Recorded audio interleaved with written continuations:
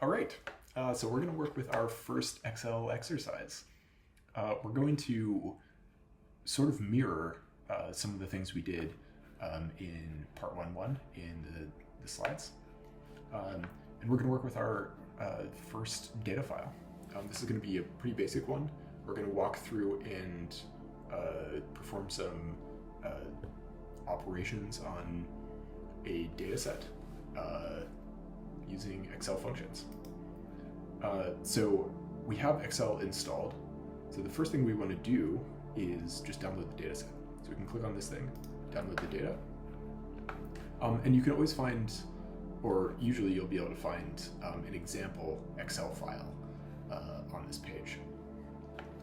But the first thing we want to do is, download our data set. We go to downloads. I've downloaded the example earlier. I'm just gonna move this to trash. But what we want is a sort of a consistent place to store all of our data as we go through all of these examples through the semester. So we want a way of sort of keeping things in order. So we have this thing in downloads. We don't want to work with it in downloads though, because we use downloads for lots of different purposes. What we want is actually a folder to hold all of our data this semester. So I'm going to go to desktop. You can put it anywhere. I'm just going to keep it in desktop. And I'm going to create a new folder. I'm going to call this folder econ 0150. And then this is for me anyway. This is where we're doing exercises. So I'm going to call this exercises. Okay, so this is the folder. I'm just going to keep it here on the desktop. But you can put it anywhere, like in documents. That might even be a better place. Okay, so we're in exercises. I know that later on we're going to be working with data in different parts. So what I'm going to do is actually create a new folder inside the class exercise folder. I'm going to call this part 1. So we have all of a folder that will contain all of the data sets that we work with, all the files in part 1. So we'll just click into this, and this is where we want to put the data that we've downloaded. Okay, so an easy way to work with folders is just have two Finder windows open, or if you're in Windows, you can work with what's it called? Explorer? File Explorer? It's been a while since I've worked with Windows. Okay, so we're just going to drag the file that we downloaded into the part 1 folder, and this is just going to hold all of our data files. All right, so I'm going to click out of this. And you'll notice, just to sort of anticipate where we're going eventually, we have all these different parts which each have their own data file. So to keep things organized, what I'm going to do is actually rename this, call this part, I'm using underscores here, part 1, 1, and then we'll have coffee shops. So when I go in and sort by name, this will just keep things sort of organized in a nice way. Okay, nice. So we've got our generally organized file system. It doesn't look like it matters much at this point, but it will. So setting it up early is going to be helpful. Setting it up in an organized way, whether it's early or not, is actually going to be helpful. So if you've already gotten started and don't have it set up, I recommend that you do, wherever you are. Okay, so first we're gonna click on this. It's gonna open up Excel, if you have Excel as your default, which I do. And it's giving us this warning at the top, possible data loss. What Excel is telling us here is that there are some things that Excel wants to do that we want to be able to do in Excel. But the format CSV won't allow us to save these things. CSV is a general data format. It's basically just like a text file that has a particular form. CSV stands for comma separated values. So each one of these cells, if you were to look at it, is actually just state, and then there's a comma, which separates it from the next cell. It's a very nice format. It's the most general format for working with data. But there are some things that we want to do that just are not supported with that format. So Excel knows this, and they sort of prompt us to save this as a different format. So we're going to save it to the Part 1 folder, and then we're going to save it as an Excel workbook. So this is XLSX. It's the general Excel format. So we'll click on this and click Save. We're making sure that it's going to the Part 1 that's inside the folder that we created. Click Save, and the warning goes away, which is nice. Okay, so we have our coffee shop's example data set ready to go in Excel. This looks like a lot of steps to get started, and it sort of is. But once you start working with these things, all of these steps will feel familiar. So just to recap, we've opened the CSV file in Excel. The CSV file is not an Excel file, and it's not a numbers file. It's just a CSV file, which many different types of software can open.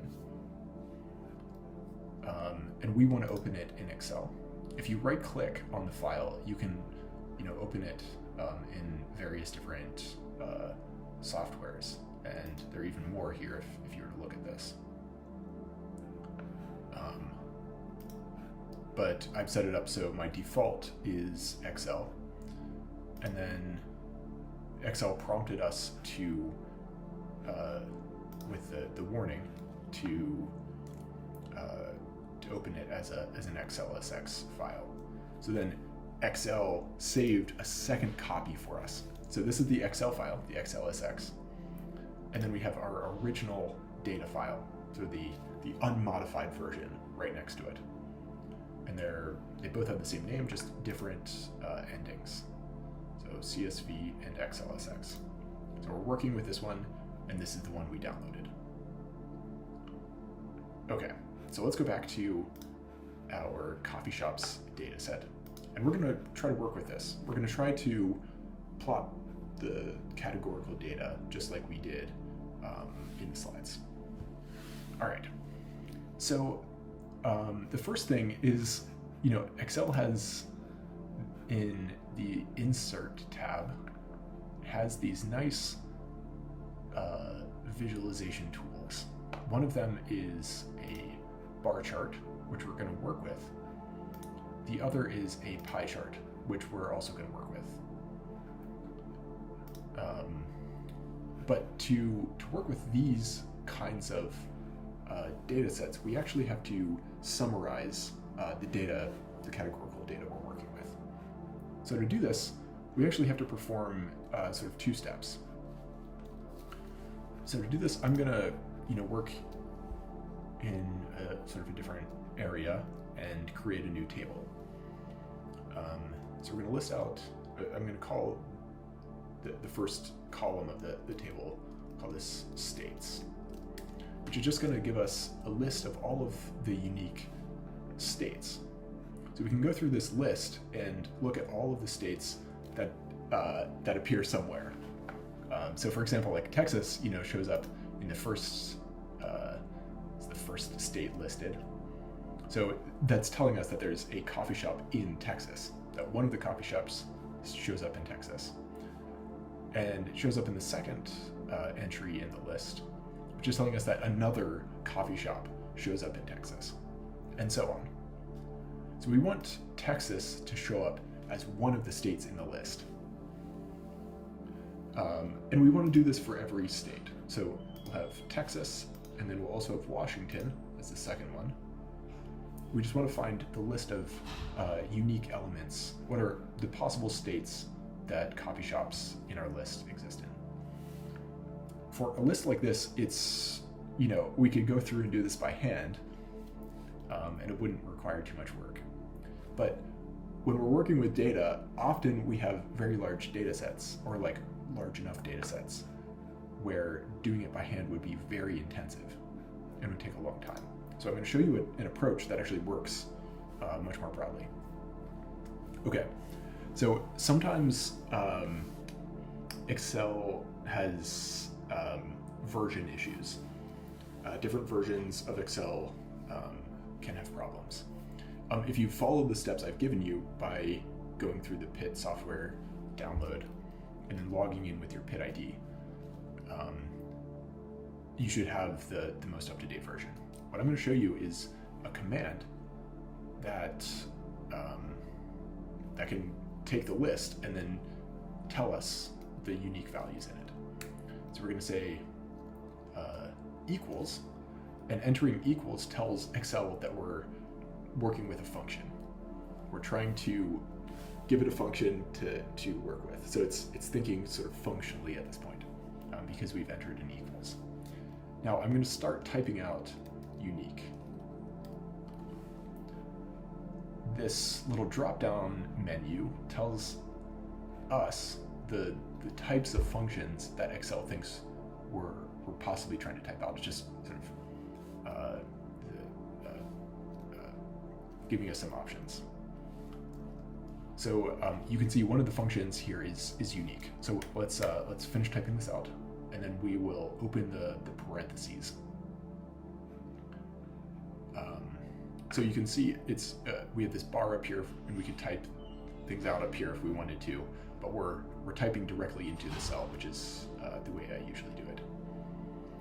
So we've typed out unique, and then the parenthesis, the open parentheses. And then underneath, Excel is giving us some clues as to what unique is trying to do.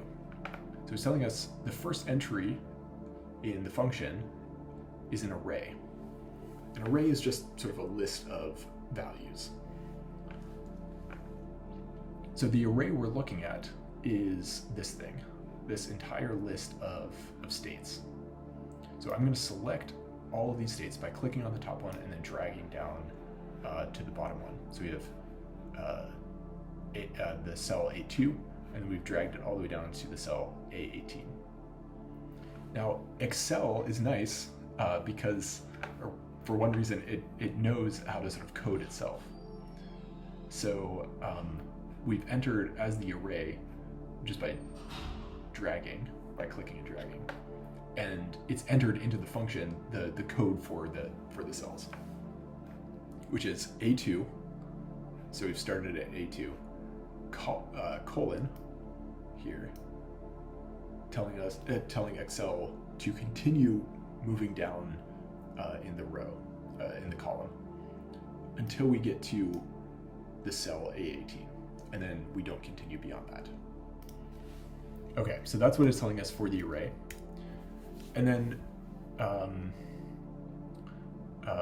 there are a bunch of other things that we could enter here, and there's more documentation on this stuff. But this is all we need for now. So we're just going to close this out, and then what we're going to get afterwards is just the list of unique values that are in the list. So we hit enter, and it spits out this list. So Texas was the first unique element, Washington was the second unique element, Florida was the third, California was the fourth, and then New York was the last one. Nice. So we've constructed a list of all of the things we're going to sort of try to count up, all the different categories. Okay, so this is nice, still not enough. We need to actually go through and count. We're going to create a second column that represents the counts of each one of these unique elements in the list. So we can see Texas shows up multiple times in the list, and we just want to count how many times it shows up. So we can go in, again, hit enter, equals, and then type in a function to do this counting.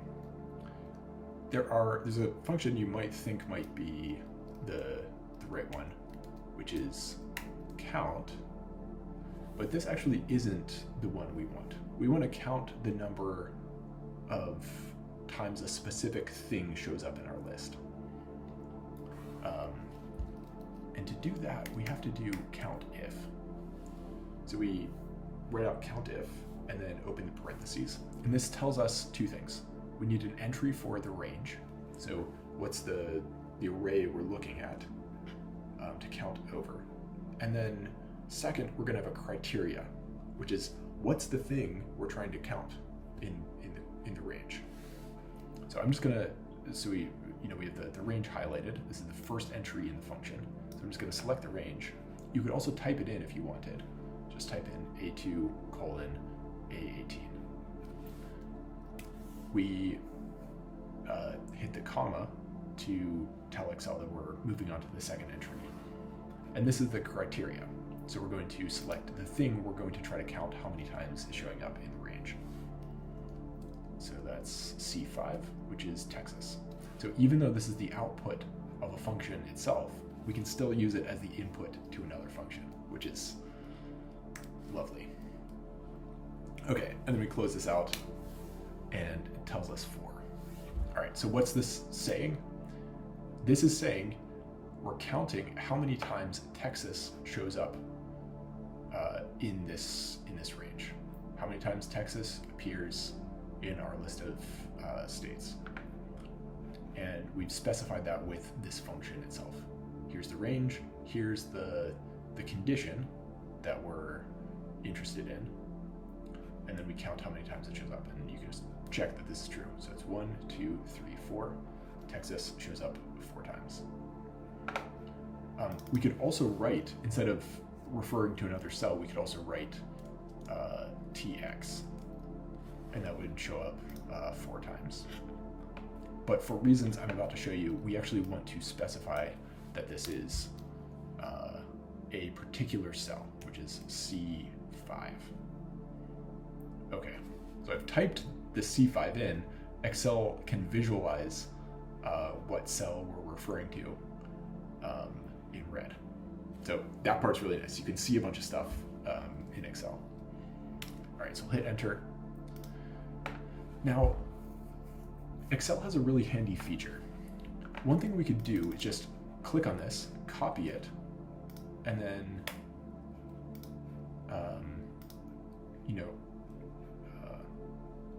Command C, and then Command V would paste. So we copied the cell and the command in it, and then we pasted it below. And you can see we've copied the cell, which included the command. And when we've pasted it, it's pasted a command, a function. But we can double click on this second function, the second in the row here, in the column, and we can see what it's actually doing. So it's counting if, and then we've specified the range, but it's moved the range down by 1, which is nice in certain circumstances. One of those circumstances is Washington. So we copied from row 5 down to row 6. Now this cell is referring to Washington, where in this cell it was referring to Texas. So we moved it down by 1, which is nice for the condition. What's not nice is that it's also moved the array down by 1. We don't want this. It doesn't end up impacting our count at this point, but at some point it could. We're not correctly specifying the range we're looking at. So instead, what we can do is go back to our original, and we're actually going to enter this lock symbol. So it's the dollar symbol, and I'm just typing it in. I'm going to type it in before the A. I'm also going to type it in before the 2. I'm going to type it in before the A and the 18. So I've typed it in before both the column and the number. And what this is doing is locking these numbers and letters. So as we copy and paste, we're actually not going to change what's in blue, what's been locked by the dollar symbol. And we're going to allow this red value to move because we're not locking this. So when we copy and paste, this is going to move, but because we've locked this is not going to move. So we'll hit enter, and then we can copy and paste. Another way we can sort of copy and paste for Excel is, you see this little green square on the corner? We can just hover over it, click, and then drag. And essentially what this does is it copy and pastes into all of the cells that we've dragged over. So I'm going to release, and we can see that we've essentially copy and pasted our commands from the first cell all the way down. And we can check that this is all good. So we're referring to Texas, counting over the list. Now for the second one, I hit exit or escape. For the second one, we can double click and we can check. The array has not moved because we've locked it with the dollar symbol, but the condition, the criteria, has moved. Okay, and we can just double check that we're doing the right things. So here, we're checking Florida, how many times it appears in our list. Okay, you can just check all of these. Okay, so this is nice. So we've created a count of how many times each one of the states appears in our data set. This was a bit of work to get here, but now that we're here, we have a nice table summarizing the frequencies of each one of the states. So how many times, how many coffee shops are in each one of these states? Okay. Now, what we actually want to do is visualize this stuff. So we've created a nice summary table, but let's go up here to insert, and then come here to, let's start with a pie chart. We'll click on pie. We'll click on this first one. We could do 3D or more complicated things, but in general, you should stay away from 3D animations or visualizations. In general, we want things to be as simple as possible. So we'll click on the 2D pie chart, and this gives us some more information here, sort of a visualization. And we can see the title corresponds to the title of the column that we're describing. And then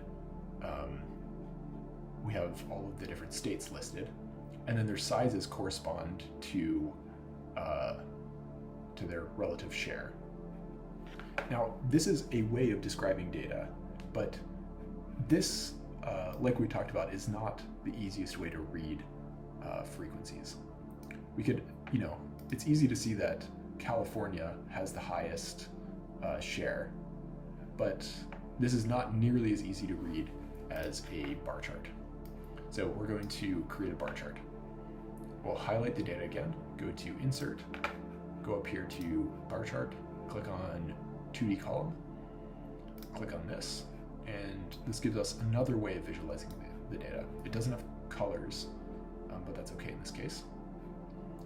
This allows us to see much more easily the different comparisons. So we can see California it's very easy to see that it's the high has the most coffee shops of all the states. Where here you could see it, but it was maybe a little bit more difficult. And then we could ask more nuanced questions, like, does Florida or Washington have more coffee shops? Florida and Washington, comparing them in this chart is it's possible. You're comparing the orange and green, but it's a little more nuanced. Here you just have on the vertical axis, one is higher than the other. Here you have to do a little bit more visual work. So we tend to think of bar charts as better descriptions. There's better visualizations of categorical data. Okay, but there is one thing that pie charts, you could argue, could be good at visualizing, and that is when we compare not between categories, but when we compare a category to the rest.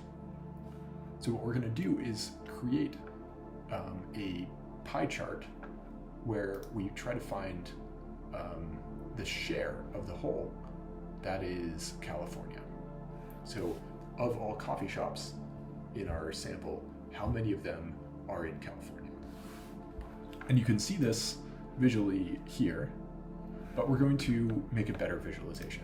So to do this, we're just going to create a new table. We're going to try to count up how many coffee shops are in California, and then how many coffee shops are not in California. Okay, so we'll just type out states here, and then count again, and then we'll have California, and then not California. So our two conditions. The ones in California, we're just going to reference this by hitting the function, and then click on the cell we're interested in. So this is just telling us whatever's in the cell, let's just refer to it down here. So you hit enter, and that tells us that there are 6 coffee shops in California. And then next we want to sum up all of the coffee shops that are not in California. And we can do this in a number of ways. One way, this might be a little more fancy than we need to be, but we're already using COUNTIF. So we're just going to use COUNTIF again.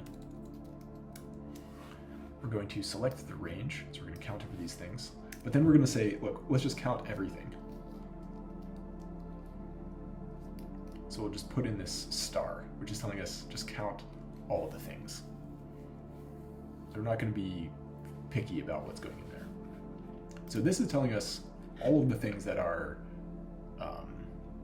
all of the coffee shops in total. But what we actually want is all the coffee shops that are not in California. So we're just going to subtract off the number that are in California. So we can just reference that up here. So we're adding everything up, all the coffee shops, and then we're subtracting the coffee shops that are in California, which gives us this. Okay, so nice, we've created a second table which is showing the shops that are in California and the shops that are not in California. Let's go into pie charts and show this. Okay.